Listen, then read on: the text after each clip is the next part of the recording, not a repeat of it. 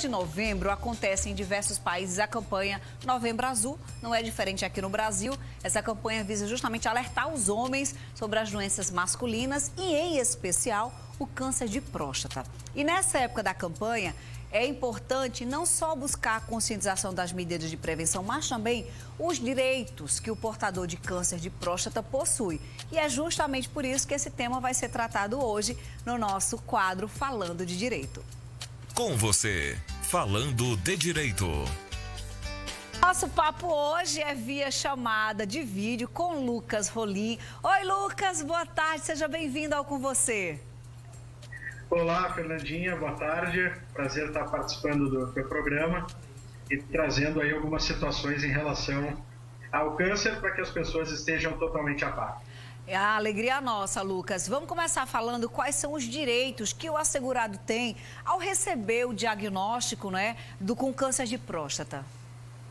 Tu citaste muito bem, Fernandinha, porque assim, a partir do momento que recebe o diagnóstico, é extremamente importante que a pessoa ela já tenha a qualidade segurada, ou seja, ela já tenha contribuições para o INSS, ou seja, aquelas pessoas que ainda não contribuíram, elas não vão ter esse direito ao auxílio-doença para requerer, certo? Então, como é que funciona o auxílio-doença para o pessoal que descobre não só o câncer de próstata, mas também o câncer de mama, que são cânceres muito comuns, que a gente vê com muita frequência, certo? Tu já tem que ter feito contribuições ao INSS, certo? Então, tu estás trabalhando, recebe o diagnóstico, e então entra com o pedido do auxílio-doença para cuidar da tua saúde. Isso é permitido, conseguirás o auxílio-doença. Trazendo um outro exemplo, uma pessoa que nunca fez contribuições, uma pessoa que não contribuiu ao INSS nunca, recebe o diagnóstico do câncer de próstata, então começa a trabalhar e requer o auxílio-doença. Terá o direito? Não terá o direito. Não terá o direito. Obrigatoriamente, essa pessoa, quando recebe a notícia do câncer, ela já tem que ter feito contribuições ao INSS. Esse é um dos requisitos para que então a pessoa possa postular o auxílio-doença, nesse sentido, para tratar da sua saúde, para tratar do câncer. Entendi. Agora, Lucas, vamos pensar aqui na possibilidade de aposentadoria, não é? É possível requerer a aposentadoria por invalidez? É possível, Fernandinha, é possível sim, não tem problema algum, certo? Mas é importante salientar a seguinte situação: a aposentadoria por invalidez, as pessoas têm o seguinte pensamento: aposentou, não trabalha mais, a aposentadoria por invalidez ela é permanente. E é um grande equívoco, isso não é verdade, certo? A aposentadoria por invalidez, existem os chamados pente-finos, que a gente fala tanto que o INSS, ele traz as pessoas novamente, mesmo as aposentadas por invalidez, para fazer uma nova perícia sobre as pessoas. Então, o que isso quer dizer? Por mais que tu consigas a aposentadoria por invalidez neste momento, lá na frente o INSS pode te chamar para fazer uma nova avaliação. E muito disso, Fernandinha, acontece pela evolução da medicina.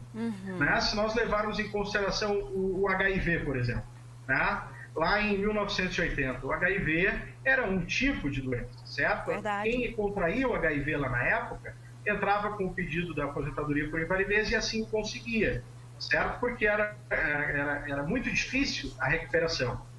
Nós estamos em 2020, hoje o HIV é plenamente uma doença que pode ser tratada. Então não é caso de aposentadoria por invalidez, é caso de auxílio-doença. Então é importante que a gente esteja sempre muito a par dessas situações para saber quando é auxílio-doença, quando é aposentadoria por invalidez. O próprio auxílio-doença, é necessário que esse afastamento ele seja maior do que 15 dias para que se possa requerer esse auxílio-doença junto ao INSS. Um dos requisitos que se tornam assim obrigatórios, e a aposentadoria por invalidez, como eu disse anteriormente, lembrar que a palavra aposentadoria ela não está ligada ao fim do trabalho. A qualquer momento o INSS pode te chamar e assim decidir que tu estás apto a voltar para casa. Agora, Lucas, vamos pensar na hipótese seguinte. Quando a gente recebe, né, eu fico pensando na seguinte hipótese. Recebeu um diagnóstico de câncer, a pessoa pensa, como é que vai ser o tratamento? Às vezes o tratamento exige uma medicação de um alto valor, de um alto custo. A pessoa não tem essa condição de comprar esse medicamento. Como ter acesso, aproveitar esse papo aqui com você para a gente falar um pouquinho também, como ter acesso à medicação, por exemplo, de alto custo? Essas medicações de alto custo, Fernandinha, também são subsidiadas, né? As pessoas não precisam comprar esses medicamentos, né? O que elas têm que fazer?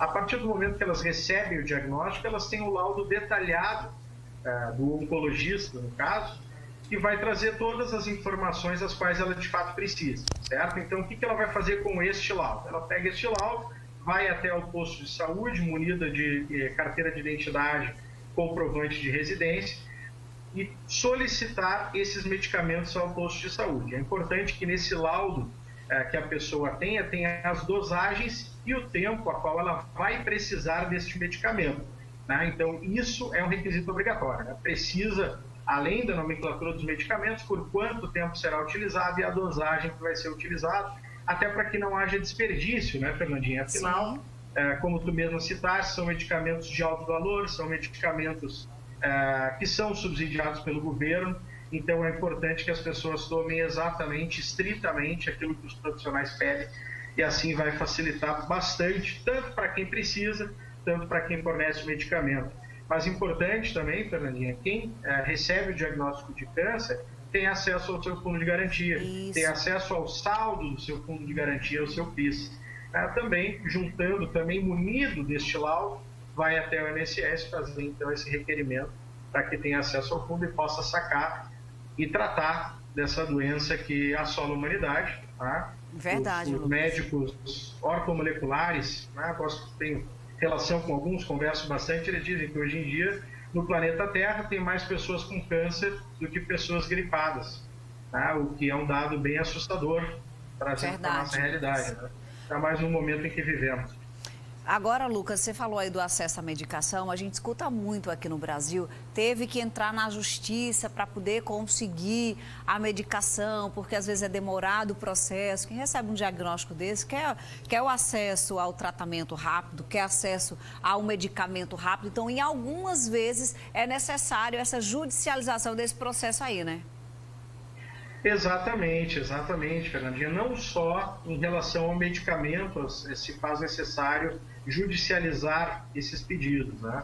Muitas vezes o próprio auxílio-doença, que nós estávamos comentando anteriormente, por mais que a pessoa preencha todos os requisitos, às vezes o INSS não concede esse auxílio-doença para as pessoas, então as pessoas têm que judicializar, munidas, claro, dos documentos necessários para isso. A própria aposentadoria por invalidez, da mesma maneira.